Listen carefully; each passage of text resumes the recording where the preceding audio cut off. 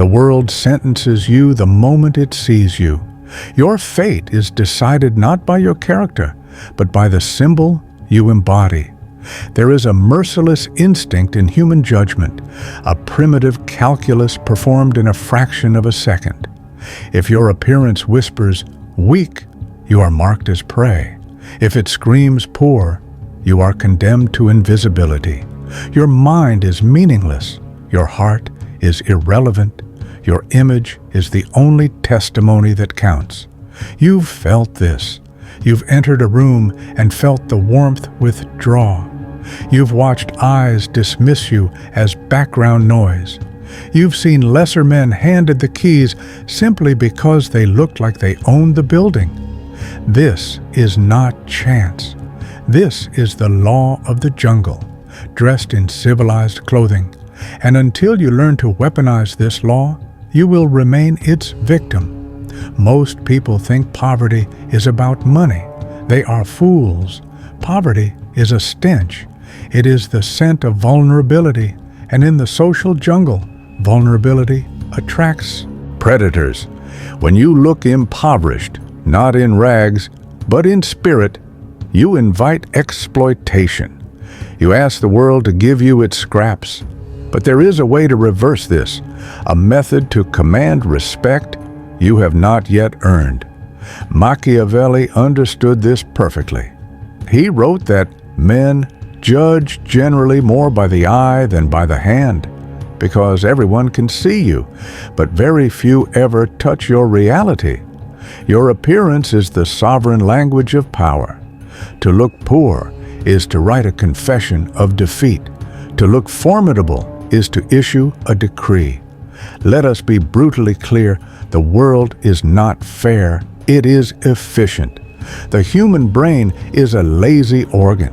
It does not want to excavate the gold of your potential from the mud of your presentation. It wants a simple visual shortcut. When you present yourself as unkempt, slumped, or apologetic, you're doing its work for it. You're delivering your own guilty verdict. You're saying, I have surrendered. You may ignore me. Understand this. People do not despise the poor because they lack currency. They despise them because poverty is a mirror reflecting failure, impotence, and bad fortune. It is seen as a contagion. A man who looks poor looks cursed, and humanity, superstitious and cruel, flees from a curse. Consider the horn effect, the dark twin of the halo. If one trait is negative, your scuffed shoes, your defeated slouch, the mind assumes all are negative. You are presumed lazy, stupid, unreliable. Why? Because discipline is visible. If you cannot command the tiny kingdom of your own appearance, who would trust you with a real one? If you cannot maintain the fabric on your back, what promise do you hold for maintaining a contract, a business, a vision? The exterior is read as proof of the interior. To neglect your image is to slander your own soul. You're announcing to the world that you are worthless, and the world, in its literal cruelty, believes you.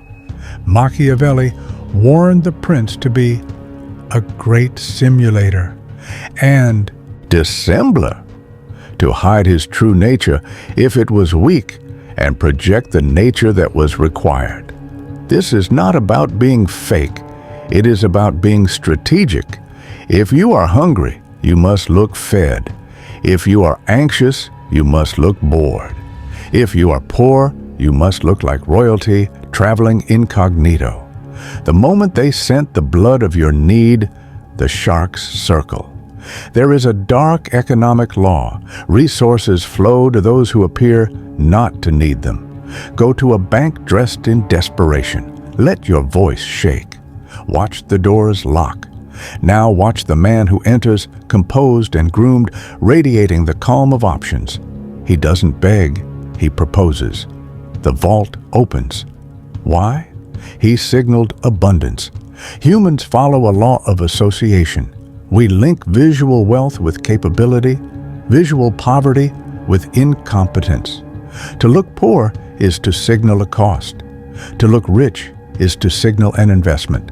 Nobody wants a cost. Everyone wants a return. When you negotiate from a position of visual lack, you are begging for charity. And charity is given with contempt in meager crumbs. When you negotiate from a position of visual strength, you are offering an alliance. You must grasp a terrifying truth. People are petrified of being stained by association with failure. If they back a man who looks sloppy and he fails, they look like idiots. I should have known, they'll say. Look at him. But if they back a man who looks impeccable and he fails, they are forgiven. He fooled us all, they'll claim. Your appearance is an insurance policy for those who might bet on you. By looking the part, you lower their perceived risk. Refuse this game, and you are not authentic. You are arrogantly naive. You assume the world owes you the labor of seeing your hidden worth. The world owes you nothing. It is your duty to dig up your own value and plate it in gold so blinding that no one can look away. Let's talk about the animal within. Dominance hierarchies are not social constructs. They are biological. Facts. Lobsters, wolves, chimps. We all scan for status. What does a wolf do with a limping sheep? It doesn't feel pity. The limp triggers the kill circuit. Human society is a sanitized version of this. We don't use teeth. We use rejection, lowball offers, and silent exclusion. When you look poor, you're limping. You signal you have no allies, no resources, no one to avenge you. This is why the seemingly poor are overcharged and undersold. They are safe to exploit. Cheat a man in a bespoke suit, and you fear his lawyers, his network, his reputation. Cheat a man in the uniform of poverty, and you fear nothing. Who will listen to him? Who will care? By looking poor, you dismantle your own deterrence. You make yourself a soft target. I have seen brilliant minds destroyed because they ignored this. They thought their work was their armor, but they dressed like servants, so they were treated as such. And when the time came for a sacrifice, they were the first offered to the flames. Your image is not vanity. It is your psychological armor. Hesitation is all you need. Who told you appearance doesn't matter? Who preached that vanity is a sin? It is usually those who benefit from your compliance, or those who have already given up. It's what's inside that counts as a fairy tale for the defeated. Yes, character is essential for the long war, but appearance is the price of admission for the battle. Your interior is the masterpiece. Your exterior is the gallery. You can own the cure for cancer, but if you store it in a shack behind a "Beware of Dog" sign, no one will ever find it. Curating your image is not deception. It is the highest form of respect for what you contain. If you truly value your mind and spirit, why would you house them in a temple that looks like a ruin? To dress with neglect is an act of profound self-hatred, and the world is a mirror. It reflects the respect you show yourself. Treat yourself like a discount item, and the world will haggle you down to pennies. Present yourself as a sovereign artifact, and the world will handle you with care. There is an alchemy here. When you sharpen your exterior, you force your interior to rise to meet it. Put on a sharp suit. Stand straight. Feel how your thoughts organize, how your voice deepens, how you stop apologizing for existing. The mask begins to reshape the face. This is Machiavellian alchemy. We do not wait to feel confident to look powerful. We look powerful to become confident. The poor man waits for the feeling. The prince manufactures the feeling through action. Stop seeing your appearance as a chore. It is your primary weapon. every morning, you're casting yourself in the drama of your life. Are you the extra, the victim, the fool? Or are you the protagonist, the strategist, the king? The costume department is in your hands, and yet most choose the rags of a peasant and wonder why their story is a tragedy. This goes deeper than clothes. It is in the eyes. The new poverty gaze is a look of constant apology. It is breaking eye contact first. It is shrinking when you enter a space. It is laughing nervously at an insult. These are the manners of a serf. You can drape a beggar in silk, but if he keeps the poverty gaze, he remains a beggar. You can cloak a king in rags, but with the steady assessing gaze of authority, he is a king in disguise. Machiavelli noted that the lion does not need to roar to be feared. Its presence is enough. When you look poor, you're often frantic. You over-explain. You over-smile. You seek to please. This is the behavior of scarcity. You signal that your survival depends on their approval. Abundance is calm. Power is still. Comfort in silence signals wealth. Comfort in occupying space signals wealth. Everything conspires against the man who looks poor because his body screams, "I am wrong, I do not belong, forgive me." And the world replies, "You are correct, get out." To break this, you must train the animal before you can elevate the man.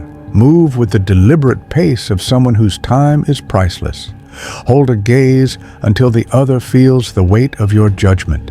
You must kill the serf within, because as long as that serf breathes, no amount of money will save you. Look at lottery winners who are bankrupt in 3 years. They never killed the serf. They bought a crown but wore it with the hunch of a thief. They looked poor in a mansion, and the world reclaimed it.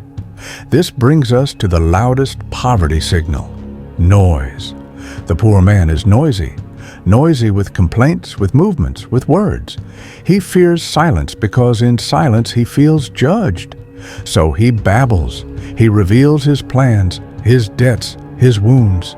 He hands you the knife and calls it authenticity. Power is silent. The predator does not announce the hunt. The Godfather whispers, "When you overtalk, you proclaim that your words are cheap. You inflate the supply and destroy the demand. To never look poor, master the economy of speech. In silence, you become an enigma. People project their own stories onto you. They wonder, what does he know? In that vacuum, they invent power for you. And in their insecurity, they perform for your approval. This is the Machiavellian flip. By saying nothing, you force them to audition. But complain about a bill, mention your fatigue, the spell shatters. You become common. You must not be common. You must be the exception. This extends to your digital shadow. The man who posts every meal, every gripe, every thought, screams spiritual poverty. He dances for likes. The man who posts with severe scarcity hints at a life too rich to be captured. Scarcity creates value. Make your presence a rare event. Make your words like scalpels, used seldom, with lethal precision. You'll say, "I can't afford the uniform." This is a failure of will. Looking poor is rarely about price tags. It is about maintenance. A man in a cheap, crisp, perfectly fitted shirt looks wealthier than a man in a stained, wrinkled designer label. Discipline is free. Polish costs effort, not money. A clean haircut, trimmed nails, a straight posture, these are investments of will. When you are unkempt, you signal internal chaos. If you cannot govern the entropy of your own body, who would believe you can govern anything else? The wealthy look clean. This is the secret. A hygienic detachment from the grime of struggle. The poor look dusty. You must scour this dust from your symbol. It's in the details. The heel of your shoe, your phone screen, is it cracked? A cracked screen is a screaming poverty siren. It says, I live with broken things. Do not live with broken things. It poisons your psyche. It tells your subconscious, you deserve decay. Fix it or hide it, never display it. Machiavelli taught that a prince must appear compassionate, faithful, and upright. Note the word, appear. You must curate the artifacts of your life. If your car is rusted, park it around the corner. Arrive on foot, tall and purposeful. Control the narrative. This is not deceit. It is framing. A photographer excludes the trash can from the shot. You are the director of your symbolic film. Edit out the garbage. If meeting a potential ally, don't choose a place that makes you sweat over the bill. That reeks of need. Choose simple coffee. Drink it with the leisured grace of a king. Own the conversation. It is better to be the sovereign of a small, clean domain than a debtor in a gilded hall. Now, the hardest pill, your tribe. You are the symbolic average of the 5 people you are seen with. Enter with hyenas, and no one thinks you're a lion. This is brutal, but true. Machiavelli warned that a prince is judged by the quality of his ministers. If they are sharp, he is seen as wise. If they are fools, he is a fool. You may have loyalty to old friends, but if you seek assent, you must understand optics. When seen with the accomplished, their halo touches you. This is why social climbers fight for the photo. The image is the asset. You need not abandon your past, but you must compartmentalize. On the battlefield of ambition, march with other soldiers. Bring a jester to the war council, and you will not be taken seriously. Audit your circle. Who makes you look like a leader? Who is a visual anchor dragging you down? Create distance from symbolic drag. The world assumes birds of a feather flock. If your flock looks poor, you are presumed poor. This requires a cold heart, but remember the objective, not to be liked, but to be effective. To never look poor is total perceptual war. It is the curation of your entire ecosystem. Look, speech, body, tribe. Here is the ultimate paradox. When you execute this, when you systematically erase every poverty signal, you stop being poor. This is not magic, it is mechanics. Dress with authority, receive respect, get opportunity, seize opportunity, gain resources. The projection summons the reality. You start to believe your own symbolism. You look in the mirror and see a contender, not a victim. And so, you act like one. You negotiate fiercely. You walk away from bad deals. You move with purpose. You have hacked your own mind. The crafted exterior forges a new interior. By refusing to look poor, you reject the identity of poverty. You burn the script of struggle. You declare through every symbolic act that you are destined for dominion. And the world, starving for leaders, for strength, for a safe bet, kneels. It opens doors. It offers smiles. Machiavelli was right. Everyone sees what you appear to be. Few experience what you really are. So give them a vision of sovereignty. Dazzle them with the emblem of who you are becoming. Do not wait for gold to polish the crown. Wear the crown now. The gold will follow the king. But linger in the rags, waiting for permission, and you will die in them. The judgment is eternal in every glance that finds you. Will they see a serf or a sovereign? You now know the law. Knowing is the first step. Execution is where men are unmade. There are deeper techniques, methods of perceptual control, too potent for this open arena. Triggers that make giants kneel. If this has opened your eyes, understand. This is the public layer. There is content that cannot be broadcast. The algorithm silences the darkest truths. Those exist for a curated few. If you're still here, you're not like the rest. Subscribe. But if you want what lies behind the veil, click join. Step into the architect's tier. You will unlock exclusive, uncensored material that plunges into the most effective corridors of the human psyche. Most will not. That is the point. Wear the crown before you own the kingdom.